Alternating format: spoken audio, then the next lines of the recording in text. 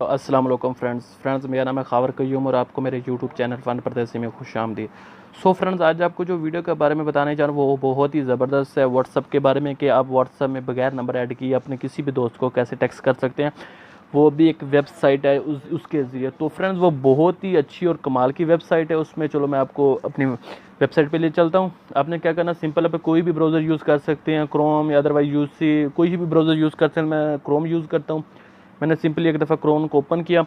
तो उसके बाद फ्रेंड्स आपने इधर लिखना है WA.MEV, तो प्लस तो फ्रेंड्स आपने उसके बाद स्लैश करना है और उसके बाद फ्रेंड्स आपने नंबर लिखना है। अपने नंबर कैसे लिखना है कि आपने 00 कुछ नहीं मिलना, सिर्फ खाली 92 लिख के और अपने आगे जो नंबर है वो ज़ीरो के बगैर नंबर लिख देना, जैसे 3451600953। तो फ्रेंड्स आप अपने दोस्त को जिसका मैसेज करना चाहते हैं उसको आप ऐसे लिख के नंबर करेंगे। तो फ्रेंड्स उसके ये लिखने के बाद आपने क्या करना है, अपने एक दफ़ा गो पे एक दफ़ा क्लिक करना है।